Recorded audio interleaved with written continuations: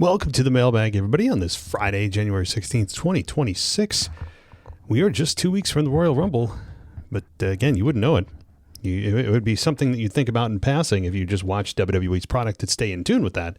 But here we are, and we're going to dive into the emails here, maybe a voicemail or two, to round out the Friday as we go into mid-January here and really start to crank through winter. If you are in the northern half of the country, it's just like it's no man's land time, right? You have the Super Bowl maybe if you're not a wrestling fan, and then you got maybe spring training to look forward to. So it's that time of year. But let's go. We've got emails to get through, and this is from Darius. Darius says, on Friday, I was at SmackDown, and I got to say, what a show. I'm a young listener and agree on what you say about Cody. When I watch shows in the USA, I see most kids doing the stupid yeet thing and cheering when Cody comes out, but most kids were booing Cody. Everyone was cheering for Drew when he appeared on the screens and didn't boo his entrance unlike Cody's. In case anyone was wondering, Off Day Français, which German fans constantly were yelling, means hit his mouth. Oh, okay. Thank you for the translation. The only complaint I had was that there were too many ads, but that should have been what I expected. I want to comment on you mentioning MJF coming to WWE. I doubt that's going to happen anytime soon, as he's injured or he just returned. I don't watch AEW. Have a great day from Darius from Boston with Darius. Appreciate your email and for your in-person perspective of SmackDown. It's interesting to hear that you were saying the kids were booing Cody. I mean, that's something that usually happens towards the end of someone's babyface run. I mean, the adults, was particularly the men go first, then maybe the women follow, and then the kids. So if we've already gotten to the kids, the heel turn could be organically underway as we speak. I don't expect him to get booed out of the building on SmackDown, when we go to the next show and have a complete turn. But to me, that's a sign that the castle is crumbling.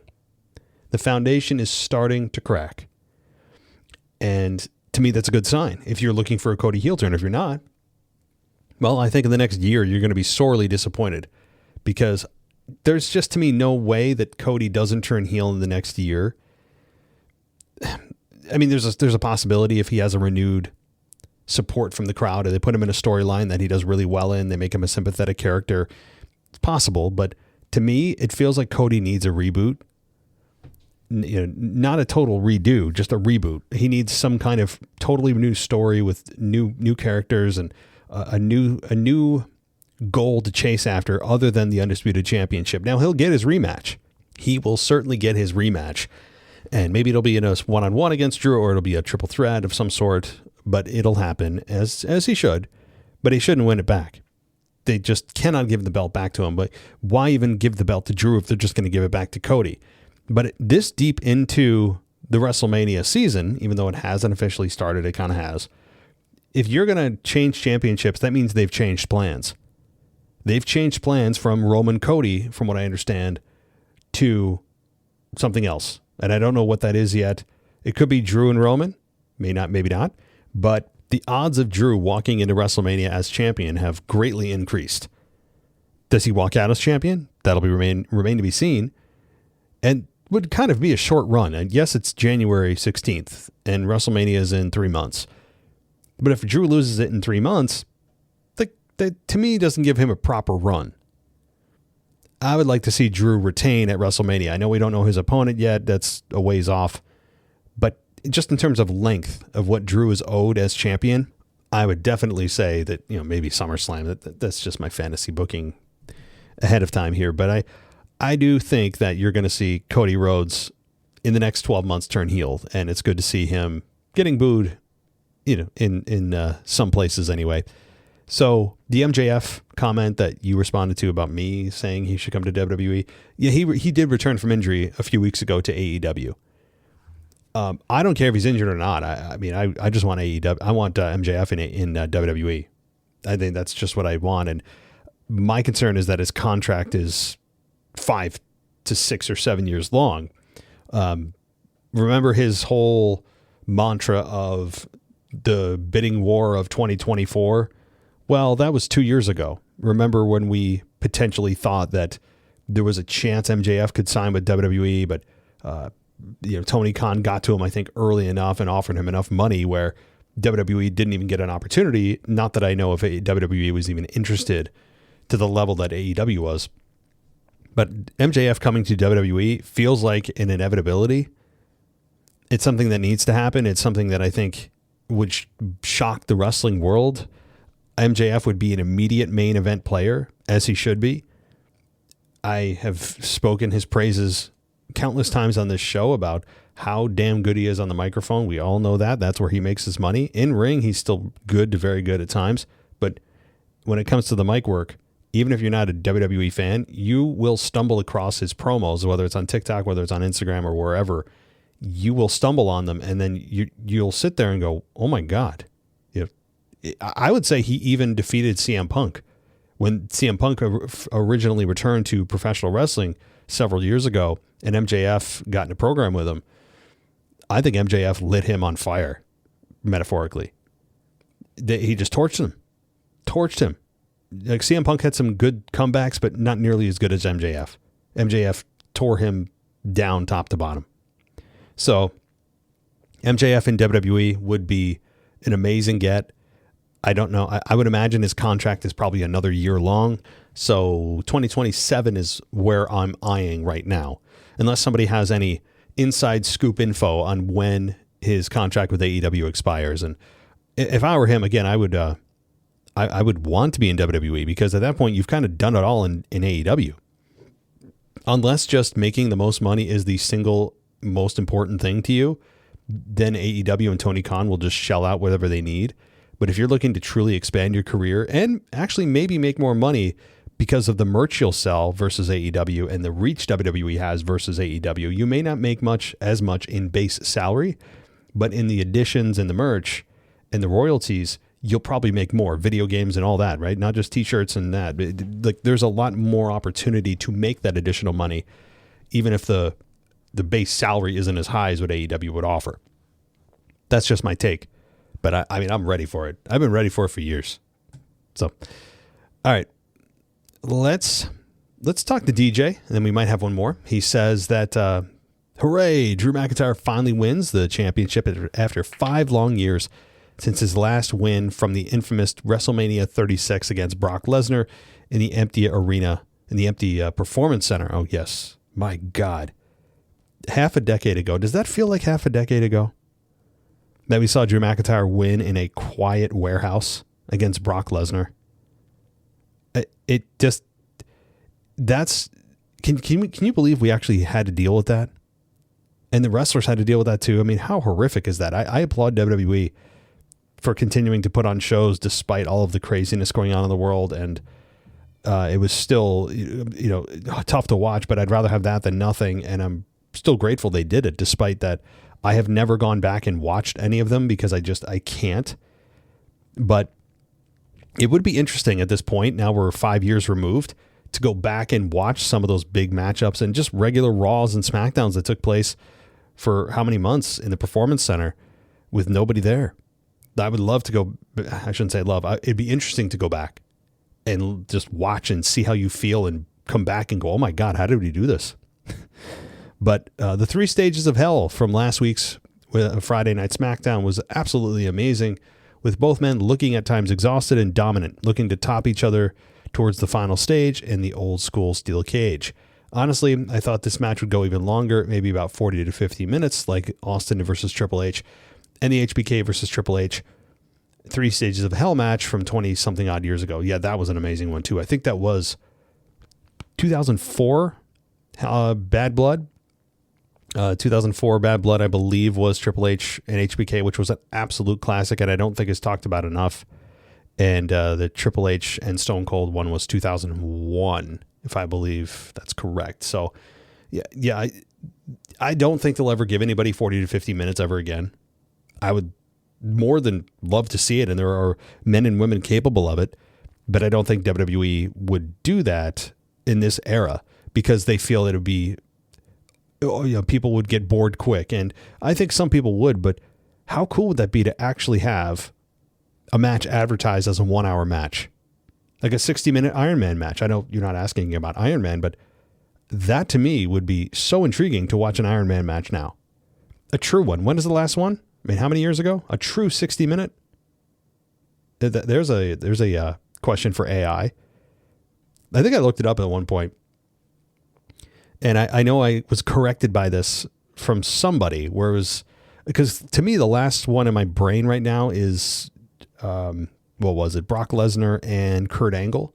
I believe on SmackDown they had an Iron Man match. I think it was 60 minutes. And before that, to me, was Judgment Day 2000 with Triple H versus The Rock with the Undertaker American Badass return. So, I mean, they're few and far between. And so somebody will correct me out there and say, oh, come on, stupid. It's, this one. And I'd probably forgotten some. I'm talking not a 30-minute. There have been 30-minute ones. I'm talking a 60-minute Iron Man match. And then the other one, one of the most famous, is Bret Hart versus Shawn Michaels. That one at WrestleMania, that one was incredible. So I'm talking to some people in the audience now that weren't even alive when some of these matches took place. So, all right. Then the appearance of Jacob Fatu, which I did not expect to happen. I thought creative was going to save his return for the Rumble. WWE has made the mystery person in a black hoodie some sort of running theme from last year into this year, with names like Becky Lynch at Clash in Paris, Austin Theory at War Games, and the other mystery person that appeared on Raw, most likely Montez Ford.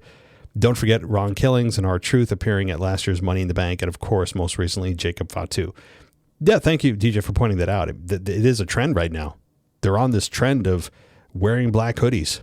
That's the thing. And it's amazing to me that they really have done nothing since Austin Theory has joined this division. I know that the unannounced or the unofficial leader of that group is Braun Breaker, and Seth Rollins is going to target him. At least that's the logical return story for Seth. But with Austin Theory specifically, they teased it for weeks, and he attacked Punk and he attacked Rey Mysterio, and then it's revealed that it's Austin Theory, and everyone's like, oh, no, okay, cool. We all just had a ho-hum reaction, and they haven't done anything since then to really get us excited. He hasn't cut that blazing promo, and he's capable of cutting good promos. So we've had kind of here and there little minute bits, sound bites from him, but we don't really get that full-fledged explanation and kind of guttural performance that we would hope from a mystery, assailant like that. And if you're trying to reboot Austin Theory, well, again, follow through. Do it then. Don't half-ass it. And so far, the reboot of Austin Theory can be labeled as officially half-ass.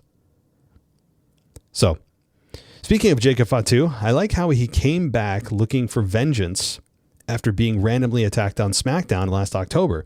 But was his attacker really Drew McIntyre? Or could it have been someone else? But from a logical thought process, wouldn't Jacob discover who attacked him, even if he got a quick glimpse of that person? Or was that person, mystery person, in a hoodie? That's true. Maybe the person who attacked him backstage was in a hoodie. We just don't have footage of it.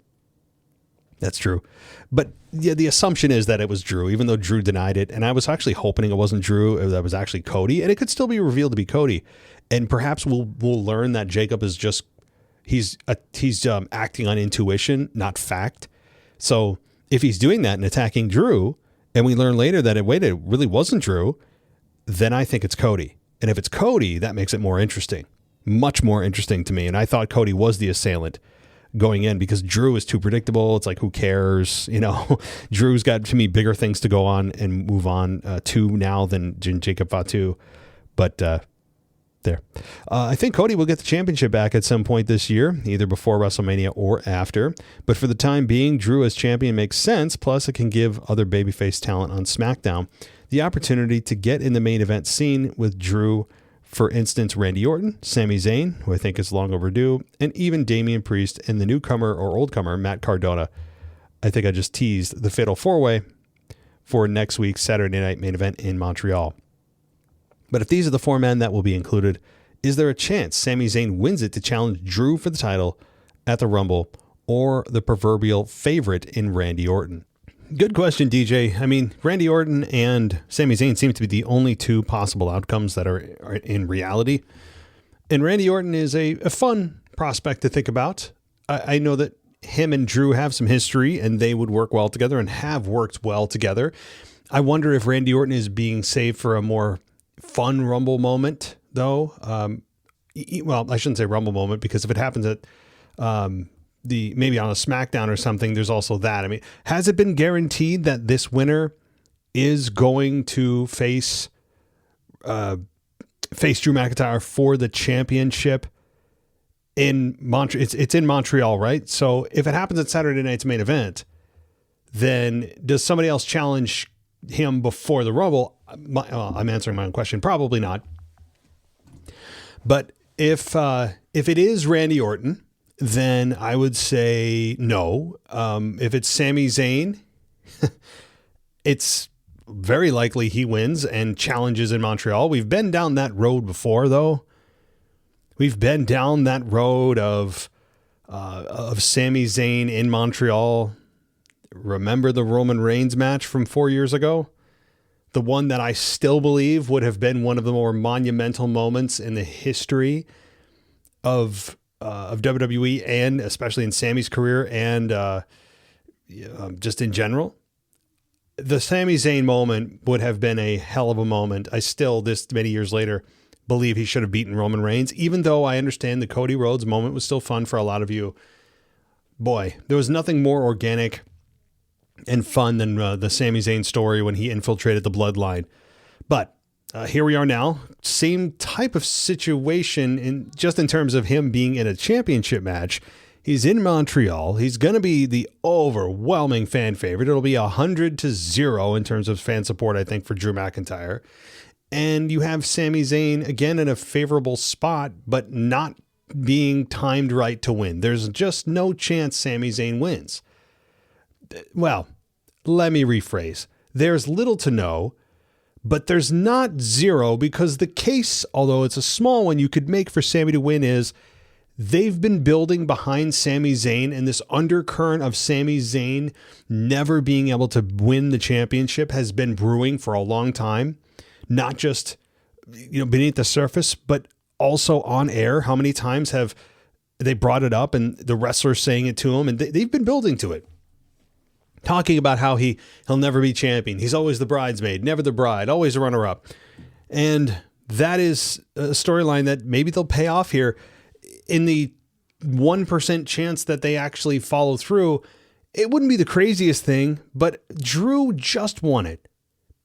And they have been really, I think, shortchanging Drew from carrying that championship for years now. He's at the best part of his career that he's ever been at when it comes to character and understanding who and what he is. He's a heel, which I think is way more fun than him as a babyface. Drew did very well as a face, carrying the company during the pandemic era. But this version of him is a different level that I think is way more fun and way more comfortable and more polished. So given that, and we're at WrestleMania season, plus Sami Zayn goes into WrestleMania as champion, do you think you're going to really sell that to TKO management? Drew McIntyre is a bigger name than Sami Zayn is. The crowd in Montreal is going to be angry, and yeah, they're going to do what they do. But no, I don't think there's any chance that Sami Zayn realistically wins.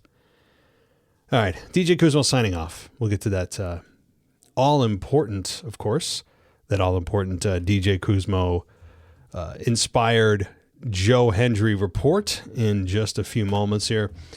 I do want to check Patreon, because inside of Patreon is the best way if you're a patron to get a hold of me. And let's see if there's anybody here that no, although we have had some returning names. I won't mention them on air, but it's good to have some of you back that were longtime fans and fell off and came back. So I'll just leave it at that in case you want to remain anonymous. But all right, time for that DJ Kuzmo Joe Hendry report. Let's do it. This is DJ Kuzmo back at it again on your Mailbag show. Record you live on a Wednesday morning, and you know what time it is. It's time to say his name and he appears. I believe in Joe Hendry. I I believe in Joe Hendry. That's right, folks. Joe Hendry is his name, as I take it to my 79th episode of the Drunge Report. And like always, coming to you live from an undisclosed location. And like always, before I talk about Joe Hendry, let me talk about the continued storyline of the TNA and NXT collaborations with the NXT invasion in TNA. And like how I mentioned last week, TNA is getting ready for two big days that are coming up in the month of January of 2026. And the first one, of course, is on Thursday, January 15th. TNA will be debuting on AMC, the cable channel, and AMC Plus, the streaming service, as they will be now airing live episodes of TNA Pro Wrestling. And then on Saturday, January 17th, live from Garland, Texas, it will be TNA's first pay-per-view of the year called TNA Genesis. But on the previous episode of TNA Pro Wrestling, I want to get to this championship match that was centered around the NXT Outlaws. And this was for the TNA International Championship of Stacks, of course, who is the leader of the NXT Outlaws. And he went up against the former TNA International Champion in Steve Maclin. This match lasted only 7 minutes and 33 seconds as the match ended in a disqualification due to Ariana Grace raking the eyes of Steve Maclin. Steve Maclin got the victory, but Stacks retained the championship. But then we got something very interesting which happened post-match as the NXT Outlaws was surrounding the ring. The NXT Outlaws enter the ring and proceed to beat down on Steve Maclin like a pack of wolves to a sacrificial lamb. Then we see both Lexis King and Brooks Jensen of the NXT Outlaws hold Steve Maclin into position for Stacks to deliver a knee strike to the back of Maclin's neck. As the NXT Outlaws stand tall once again, who will stop this group and who will be the next person that Stacks will face for the TNA International Championship? But wait, hold on a minute. The show is not over yet. Let's get to the final segment of this episode of TNA Pro Wrestling, which consisted of a contract signing for the TNA World Championship of the challenger Mike Santana and the champion, the Super King of TNA, Mr. Frankie Kazarian, as they're gearing up for their TNA World title match that is currently scheduled for the debut episode of TNA on AMC on Thursday, January 15th in the main event. Now to the contract signing. We first see the Director of Authority, Mr. Santana Marella, but he looks like a hot mess as he is not in his regular Authority attire. Things haven't been the same in the Santino household after when his daughter Ariana Grace betrayed him several weeks ago. However, after when both Santana and Frankie Kazarian enter the ring, Santana informs Mike Santana that if he loses this title match, then he would have to go to the back of the line and start all over again. Kazarian says that he has respect for Santana's pride, passion, and honesty with the TNA fans. But Frankie Kazarian continues by saying that I'll do anything and risk everything to win next week for the TNA World title. Mike Santana says that he has respect for Frankie Kazarian for finding success in TNA after that last promotion, AEW tried to drain both him and Santana's passion for professional wrestling. Santana goes on to say that he carried the culture and the family on his back when he won the TNA World title last year at Bound for Glory, and this time, when he wins this championship, he is going to win the title for himself. And if he fails, then probably he does not belong in TNA. Could this be a hint that Mike Santana might be moving up to NXT in WWE? However, before Santana and Frankie Kazarian signed their contracts, we got the appearance of Nick Nemeth, aka Dolph Ziggler, with his Call Your Gauntlet Shot trophy, which is in the same reference similar to the Money in the Bank contract. Once you cash in, you get a championship opportunity.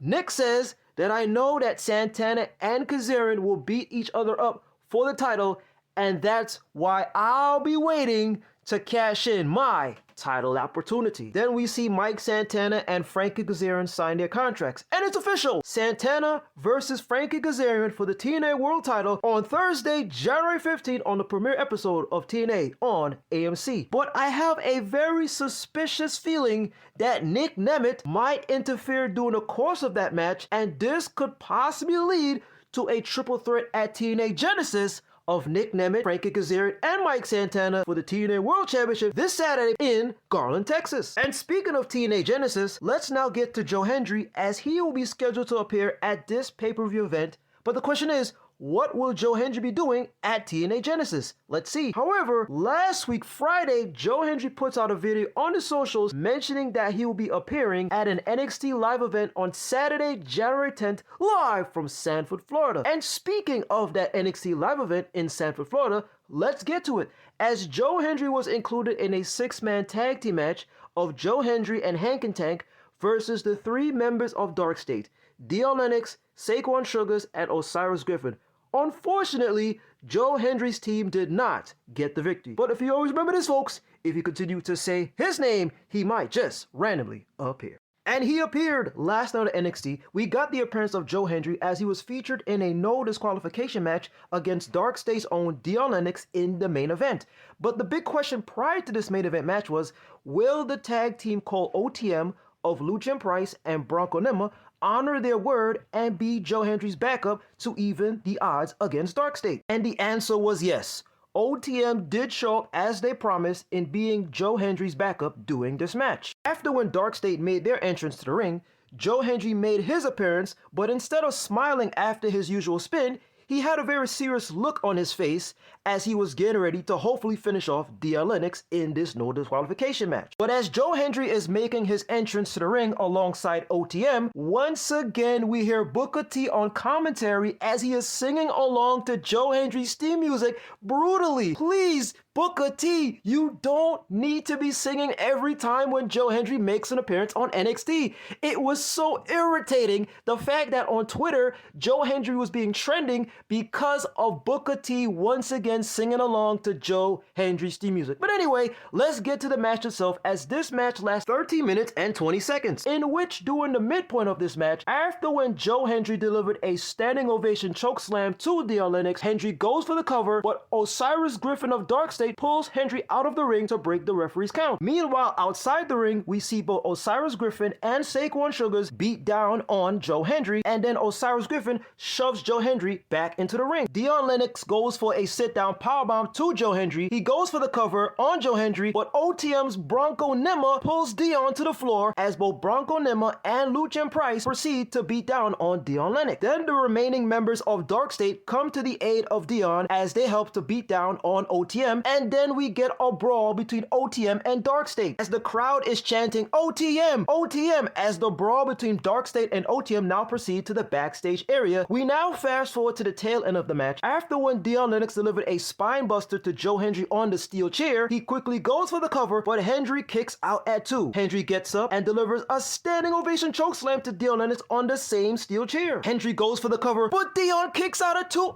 again. Oh my goodness, are you kidding me? Joe Hendry does not get the full count. Hendry can't believe it. But after when Joe Hendry and Dion Lennox trade punches, Dion delivers a massive spear to Joe Hendry through a slim gym table that was in the corner of the ring. You would assume at this point that Dion Lennox was about to get the victory in this no disqualification match. Dion goes for another cover, but Hendry once again kicks out at 2 as this match continues. Now we get to this very interesting development. As Dion Lennox was about to hit Joe Hendry with a steel chair, from behind we get the appearance of Tony D'Angelo. He has a steel chair in hand and hits the back of Dion Lennox. Then Tony D'Angelo proceeds to deliver a spine buster to Dion Lennox. Joe Hendry looks at Tony D'Angelo. Tony D'Angelo looks at Joe Hendry as to what's going on, and then Tony offers to help Joe to his feet. But then, hold on a minute, Tony D'Angelo delivers a spine buster to Joe Hendry. What the hell is going on? Absolute madness as we get to the conclusion of this match. Tony D'Angelo then grabs Joe and places him on top of Dion Lennox as the ref goes for the count, and 1, 2, 3. Joe Hendry gets the victory in this thrilling but yet bizarre ending to this no DQ main event match. But after the main event match, we see the general manager of NXT, Mrs. Ava Raine, as she is alongside a couple of security guards heading to the ring to try and capture Tony D'Angelo. But as a one-man wrecking crew, Tony takes out all 4 security guards as this episode of NXT comes to another cliffhanger ending. But Joe Hendry did get the victory in this no disqualification match, and like always, folks, if you remember to say their name in Thea Hale and Joe Hendry, they might just randomly appear. Always remember to believe, say his name, always remember the words that Joe Hendry says, anytime, any place, at any show, and most importantly, always remember to do this. Wave your hands from side to side and say, I believe in Joe Hendry. Joe Hendry is so prestigious. Once again, this is your guy, DJ Kuzmo. Have a blessed week. Be kind to one another. Stay safe, my friends. Believe and peace. Well, DJ, thank you, my friend, as always, for providing that update and what's going on in TNA and Dark State and Joe Hendry. As always, a very much appreciated for those of us that don't watch NXT on a regular basis or to watch Joe Hendry or TNA, because you're that stopgap for us. You're the one that fills in the blanks, especially with Joe Hendry, but others as well. I mean, it is a Joe Hendry report, but we do appreciate you for providing that to us, because I'll be honest, I mean, I don't think that most of us do watch NXT regularly. I mean, maybe I should speak for myself, but TNA, I think more, importantly, and I know AJ Styles recently went back to TNA for a night. I mean, it's not something that he's going to be back full time, but so a lot of fun. Thank you, DJ.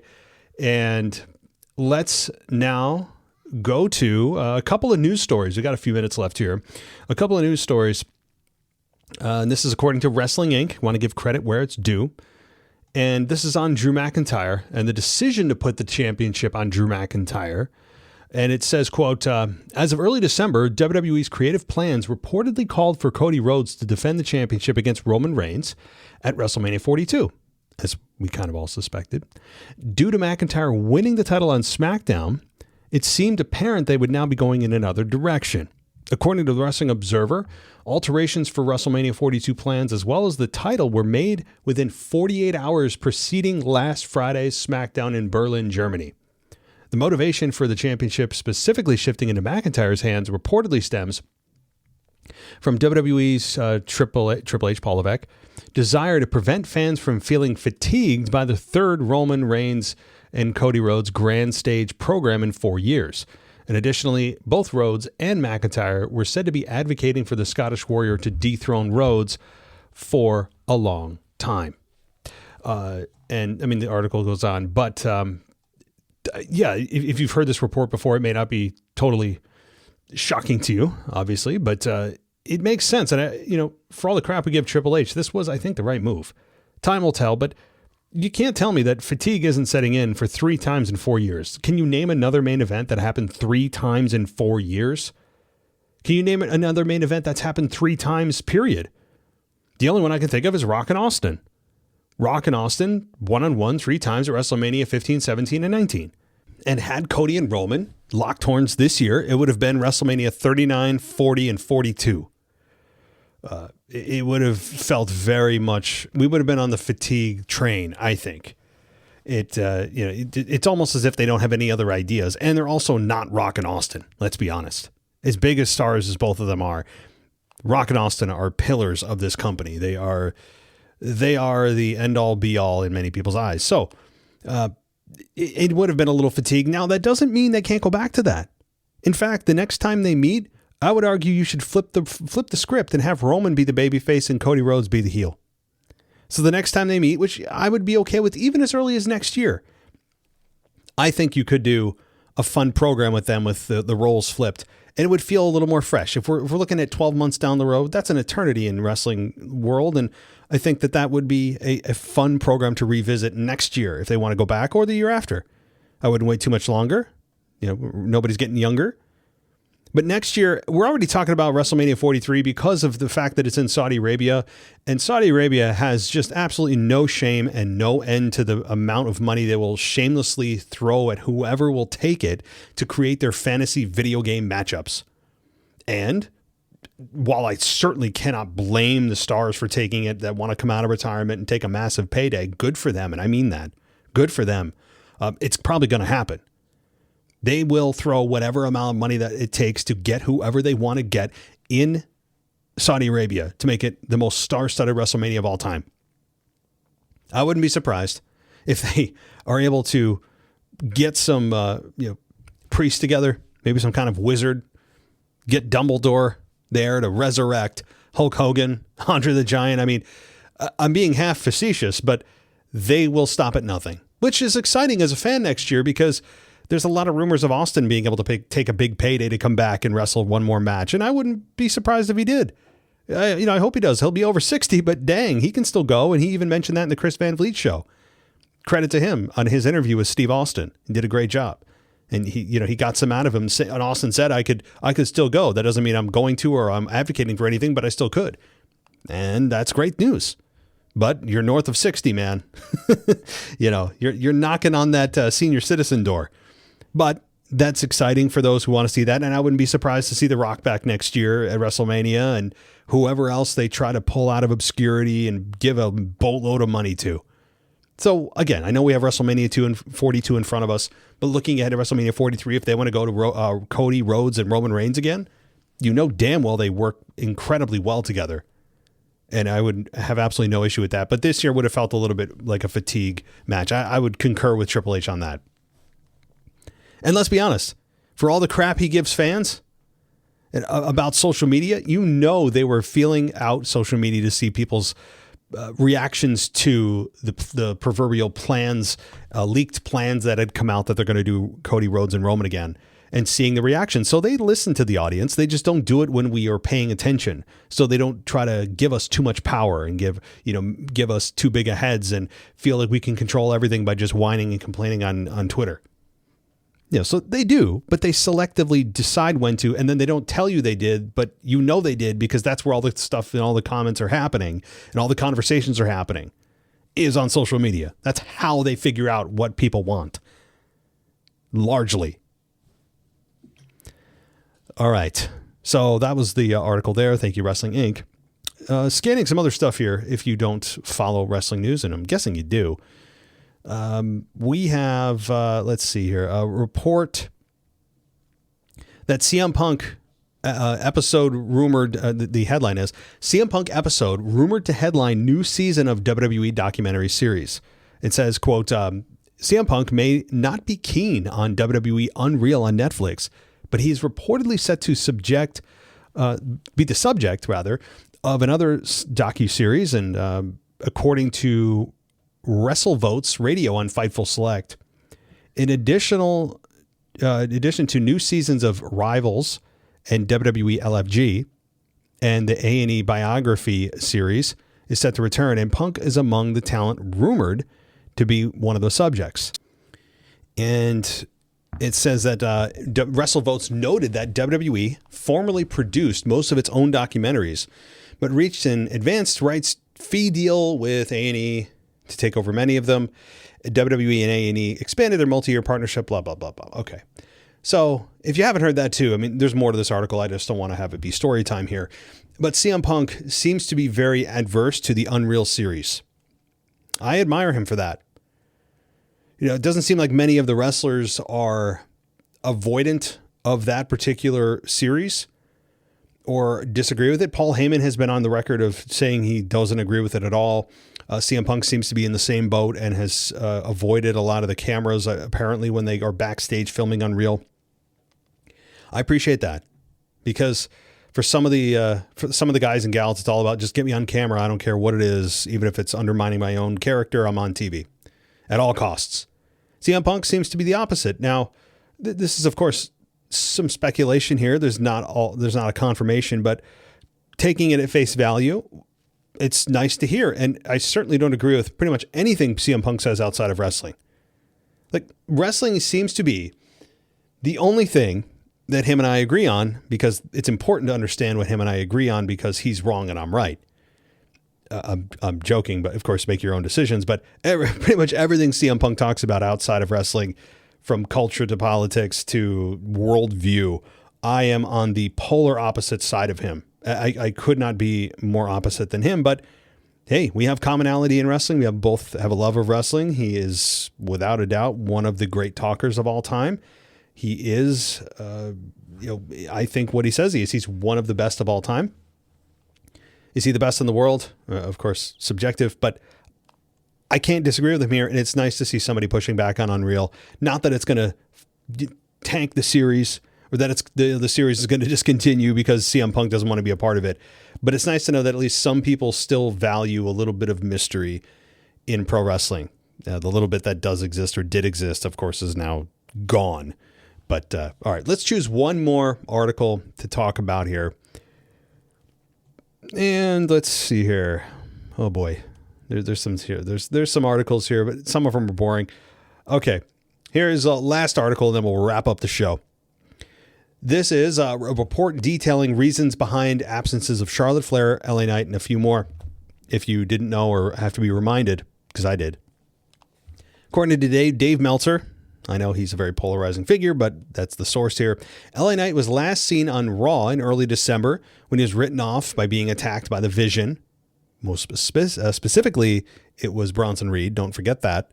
Meltzer claims that the megastar is currently scheduled to return at the Rumble at the end of the month, but it's uncertain whether WWE will choose to have him appear before the show. Which, yeah, I mean, yes, that's great. And we had kind of figured that that's when we'd see LA Knight again. And you would think that he's going to target Bronson Reed mostly from the Vision because of what Bronson Reed did to LA Knight, doing the tsunami backstage, putting him out of action.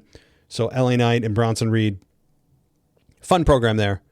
While we have maybe Adam Pearce being the target of Braun Breaker, which is going to be fun. And I mentioned that I was very, very high on that segment last Monday night with Braun Breaker and Adam Pearce. That was just stellar because of the intrigue there and the fact that Adam Pearce is an incredibly volatile manager that has a hairpin trigger and is easily pushed into anger, and he put his hands first on Braun Breaker, and Paul Heyman pointed that out.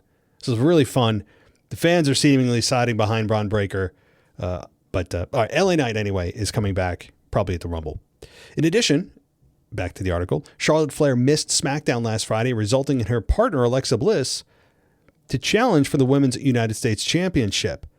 The Queen was reportedly, quote, very ill, and her absence led to there being changes for SmackDown, but she did return on the tour of Europe on Thursday.